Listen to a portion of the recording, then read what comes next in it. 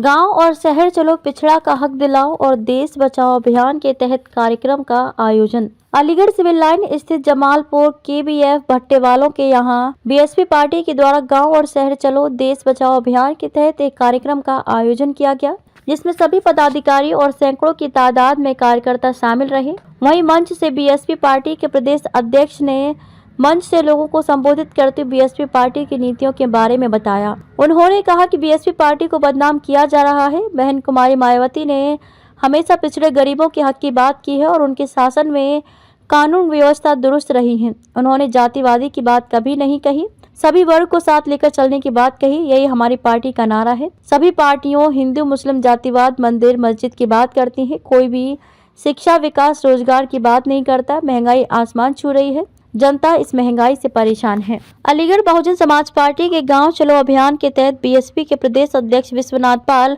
अलीगढ़ पहुंचे, जहां उन्होंने कोल विधानसभा क्षेत्र के जमालपुर इलाके एक जनसभा को संबोधित किया। वहीं मीडिया से बातचीत करते हुए कहा कि देश में 75-76 साल अन्य लोगों की सरकार रही, लेकिन उन्होंने जनता के लिए कोई काम नहीं किया। बहन जी की सरकार में जनता के लिए बहुत सारे काम किए गए। इंडिया गठबंधन पर जमकर हमला बोला। उन्होंने कहा कि इंडिया गठबंधन के लोग आपस में उल्टी सीधी बातें करते हैं। एक पार्टी का प्रदेश अध्यक्ष एक पार्टी के राष्ट्रीय अध्यक्ष को उल्टा सीधा कहता है, तो वहीं एक राष्ट्रीय अध्यक्ष को एक प्रदेश का मुख्यमंत्री अखिलेश वकिलेश कहता है। तो ऐसे गठबंधन से दूर रहना ही बेहतर है। इतना ही नहीं, उन्होंने भारतीय जनता पार्टी पर भी जमकर हमला बोला। उन्होंने कहा कि बहन जी अपनी पार्टी के हर कार्यकर्ताओं को मजबूत बनाने का काम करती हैं। साथ ही 2007 में बहन जी ने पूर्ण बहुमत की सरकार बनाई थी और यहाँ सर्व समाज के लोगों को तवज्जो दी जाती है। वहीं मस्जिदों से लाउड स्पीकर उतारने की बात पर उन्होंने कहा कि भारतीय जनता पार्टी का स्टैंड है और वह इसी तरीके से लोगों को बांटने का काम करती है। इतना ही नहीं, जब उनसे पूछा गया कि भारतीय जनता पार्टी के लोग दलितों को साधने के लिए दलित सम्मेलन कर रहे हैं, तो उन्होंने कहा कि यह किसी को साधने का काम नहीं कर रहे, जबकि दलित बहन जी के साथ हैं और हमेशा साथ रहेंगे। उन्होंने कहा कि बहन कुमारी मायावती लगातार लोगों के संपर्क में रहती हैं और जनता के हितों के लिए काम करती हैं। क्या उद्देश्य है? देखिए, बहुजन समाज पार्टी के राष्ट्रीय अध्यक्ष माननीय बहन जी के निर्देश पर पूरे देश में गांव चलो अभियान के तहत सेक्टर और बूथ कमेटी की समीक्षा हो रही है।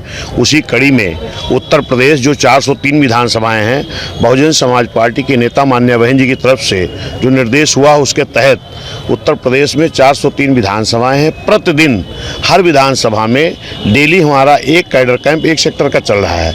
उसी कड़ी में आज मैं आपके अलीगढ़ में आया हूँ। मैं सुबह अभी छर्रा विधानसभा में एक सेक्टर की समीक्षा करके वापस आया हूं। अब मैं ये सदर कौन सीट है, ये कोल विधानसभा है, यहाँ पर भी मैं इस सेक्टर के पदाधिकारियों की समीक्षा हो गई है। आज मैं इनको प्रशिक्षित करूंगा। प्रशिक्षण देकर बहुजन समाज पार्टी के कार्यों के बारे में बताया जाएगा, क्योंकि इस देश की जो सरकारें रही हैं, जिन्होंने 75-76 सालों में वो काम नहीं कर पाया जो बहन जी ने मात्र 6 साल 6-7 महीने में करके दिखाया है। लोगों का कहना है कि बहुजन समाज पार्टी कहीं सड़क पर नहीं दिखती है। तमाम ऐसी घटनाएं होती हैं, लेकिन बहन जी ट्वीट की राजनीति करती हैं, बेडरूम से बाहर नहीं निकलती। क्या मानते हैं? नहीं, ये गलत प्रचार और भ्रामक प्रचार है।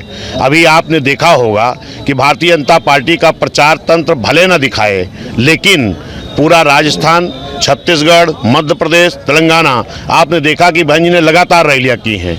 और मैं एक चीज़ और देखता हूं, कभी कोई भी भारतीय जनता पार्टी का प्रचार तंत्र ये नहीं पूछता है कि नड्डा उत्तर प्रदेश में कितने दिन आए, खड़गे जी उत्तर प्रदेश में कितने दिन आए।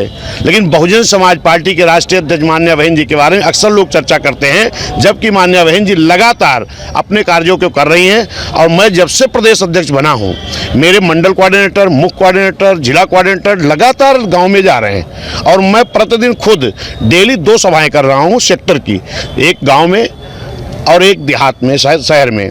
और ये बैठकें मेरी विधानसभा की नहीं है, जिले की नहीं है, 10 बूथों की हैं। अच्छा, दूसरी चीज इंडिया गठबंधन पाल साहब, जिस तरह से जो है कहीं भारतीय जनता पार्टी के द्वारा जो बसपा का वोट है, चलिए चाहे वो ओबीसी हो, चाहे बीसी हो, चाहे एसटी हो, उस वोट का दलितों का तमाम वो जो है लगातार सम्मेलन कर रही है, अपनी तरफ ले जाने की कोशिश कर रही है। तो कहीं बसपा के वोट में शायद लग रही होगी। तो देखिए, ऐसा है, ये बहुजन समाज पार्टी का उस vote base Bahujan Samaj party के साथ, माननीय बहन जी के साथ बहुत मजबूती के साथ है। और इस तरीके से आज नहीं हो रहा है, बहुत पहले से लोग इस तरह षड्यंत्र करते रहे हैं। जैसे यही कांग्रेस पार्टी, आपको मालूम होगा कि बाबू जगजीवन राम जी कांग्रेस के बहुत बड़े नेता थे और एक बार कांग्रेस ने कहा कि जगजीवन राम बाबूजी प्रधानमंत्री बनेंगे और इस देश के उनके नाम पर चुनाव लड़ा गया। लेकिन जब चुनाव हो गया तो बाबूजी से पूछा गया प्रधानमंत्री कौन बनेंगे, उनको मौका नहीं दिया गया। इस देश की 75-76 साल हुकूमत करते हो गया। तमाम लोग एससी की बात करते हैं, एसटी की बात करते हैं, लेकिन मैं ये पूछना चाहता हूँ क्या इस देश में 75-76 साल बीत गया, एससी एसटी समाज को प्रधानमंत्री की कुर्सी पर बैठने का हक नहीं है क्या? अच्छा, इंडिया गठबंधन को क्या कहेंगे जिससे बीएसपी ने दूरी बना रखी है? देखिए, बहुजन समाज पार्टी के नेता मान्या बहन जी शुरू से कह रही हैं, जैसे बिहार में जब इंडिया गठबंधन की पहली बैठक हुई है तो मान्या बहन जी ने कहा दिल मिले या ना मिले दल मिलाते रहो। इसका रिजल्ट आपने देखा कि बिहार में मीटिंग होती है तो उस गठबंधन का नाम होता पीडीए और जब कर्नाटका में मीटिंग होती है उस गठबंधन का नाम हो जाता एनडीए और जब बॉम्बे मीटिंग करते लौटते हैं तो एक राष्ट्रीय अध्यक्ष किसी पार्टी के प्रदेश अध्यक्ष, राष्ट्रीय पार्टी प्रदेश अध्यक्ष को चिरकुट जैसी भाषा बोलता है और एक पूर्व मुख्यमंत्री राष्ट्रीय अध्यक्ष मध्य प्रदेश में जाते हैं तो एक पूर्व मुख्यमंत्री उनको अखिलेश कौन है, एक राष्ट्रीय स्तर के नेता को इस तरीके के शब्द क्या बताते हैं कि इनके इंडिया में क्या चल रहा, ये आपको जानकारी है। फिर समाजवादी पार्टी के नेताजी बोलते हैं कि इस कांग्रेस ने जब मुझे नहीं हुई तो मध्य प्रदेश की जनता का क्या होगी।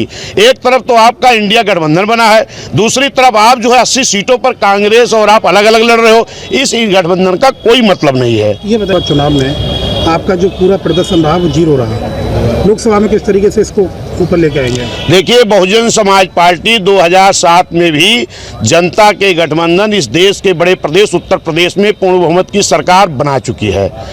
किसके बल पर? जनता के गठबंधन। आज भी बहुजन समाज पार्टी का जनता का गठबंधन हुआ है, चाहे वो मुस्लिम समाज हो, चाहे पिछड़ा समाज हो, अति पिछड़ा समाज हो, चाहे हमारा गरीब सबर समाज हो, न्याय पसंद ब्राह्मण क्षत्रिय वैश्य समाज हो, एससी एसटी हो।